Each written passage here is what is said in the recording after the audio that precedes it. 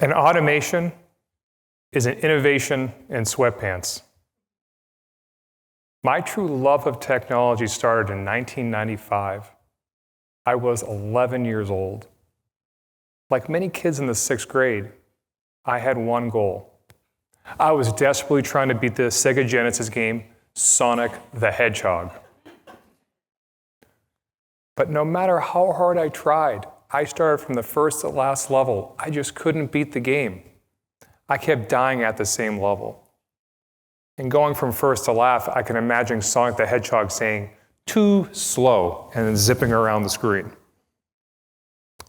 One day, I decided to look for a workaround. Our middle school teacher took us to the middle school library for New Technology Day. The librarian showed us the internet for the first time.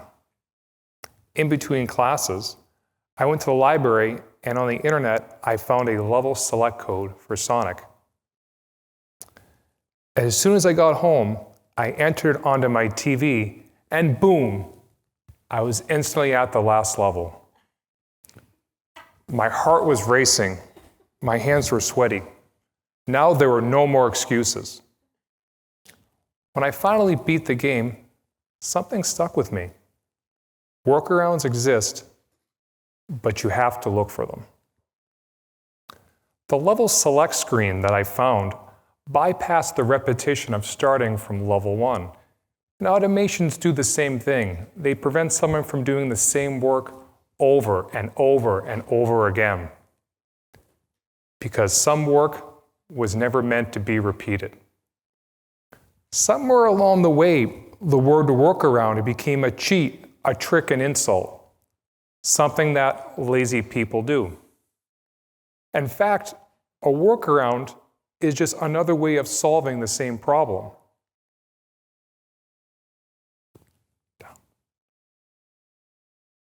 Automation isn't cheating. It isn't avoiding the work. Automation is asking us a better question. Why are we still playing this level by hand? Because the real waste isn't using a shortcut. It's proving to yourself that you can do the same task over and over and over again. The best players find the level select code and move on to the next level. This is not just about video games. This is about real life. Some people never get to reach the next level. My mother was an example of someone who never got to leave that level. She worked in data entry for years. I remember her typing in numbers all day long, hundreds of thousands of keystrokes. She would copy data from microfilm, which was a clear piece of paper with text on it, which I didn't think was real as a kid who grew up in the 90s. And as she entered the data, her wrist gave out due to all the repetitive data entry. She got carpal tunnel, had painful surgery, and she was later let go from her job. For those of you who've had carpal tunnel, you understand that the surgery is very painful, and the recovery is even worse. Now, I know that some of you think that repetition brings mastery, but repetition brings burnout and fatigue.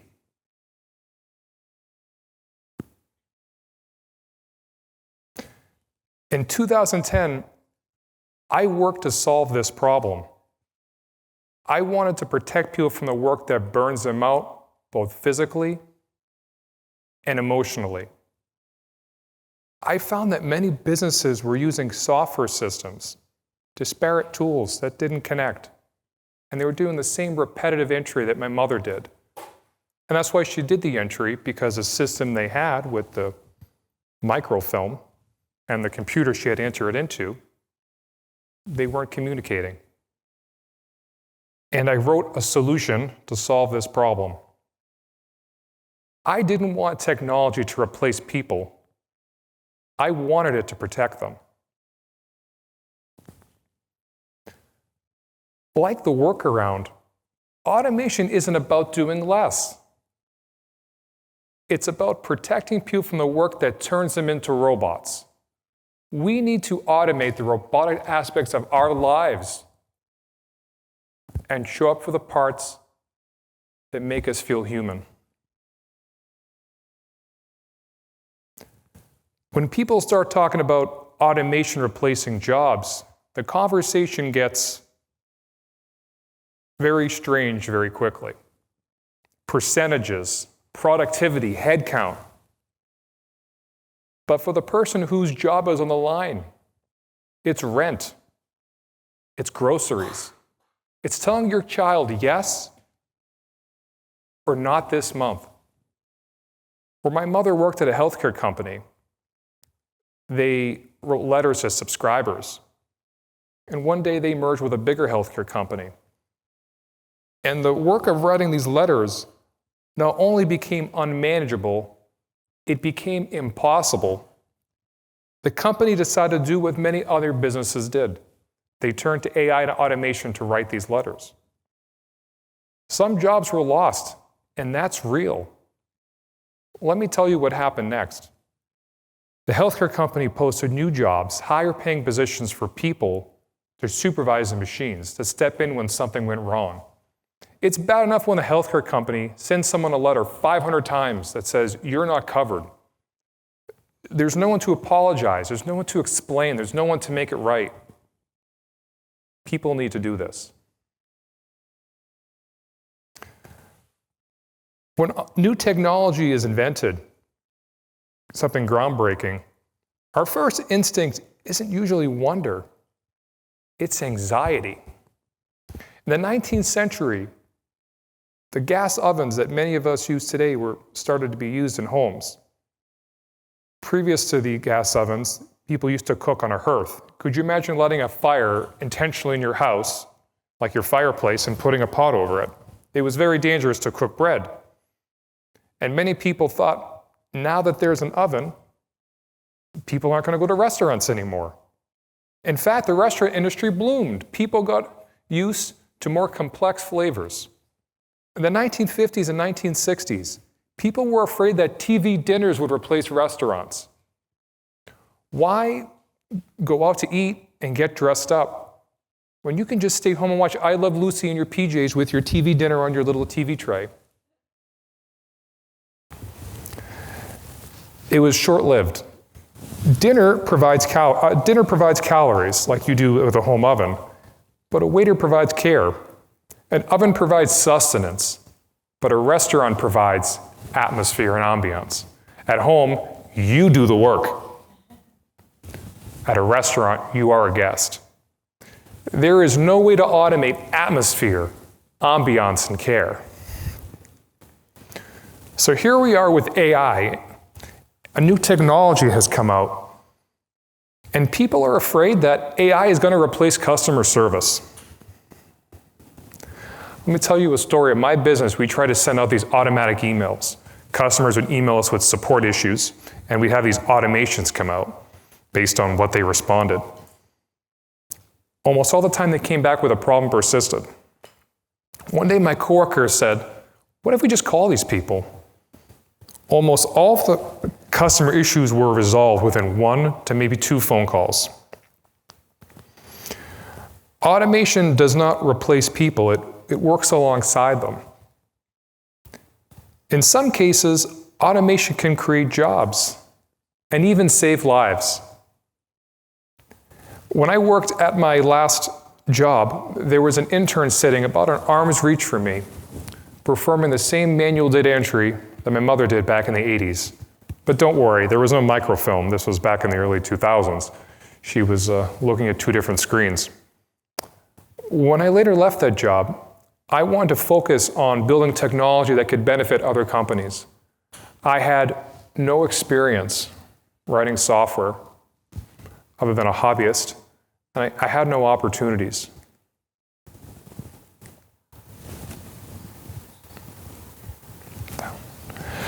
So I decided to take a new direction. At my former employer, I looked for a workaround. There were a list of these partner companies that use my employer software, and I knew them because I did tech support, and I just called and emailed them. And I eventually found some work, and that path led to a new direction. Focus on automating manual work because I wanted people to do something more valuable. In 2022, when demand surged and critical resources and supplies were needed, automation replaced slow manual processes and helped these supplies get out faster. Automation did not take away jobs. It changed them and created new opportunities. It opened doors.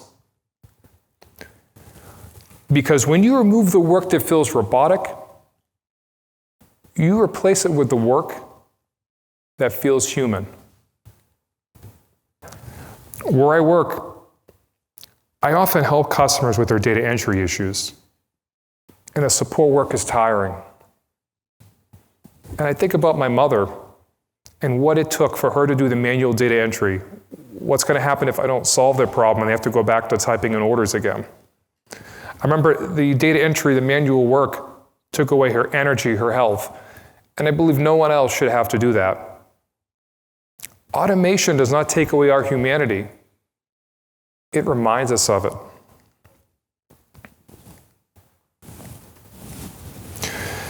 Here's my call to action. I want you to find one thing that makes you feel like a robot. Something that you do every day, that hurts the back of your eyes, that strains your body, something that you dread repeating. And I want you to ask yourself these two questions. Where is the hidden workaround?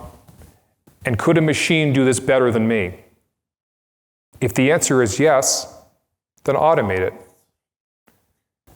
If it's work that requires empathy, judgment, a real human connection, that's work that requires you. It's not a limitation that a machine can't perform the work. It's a reminder that the most important work left in the world is human. Thank you.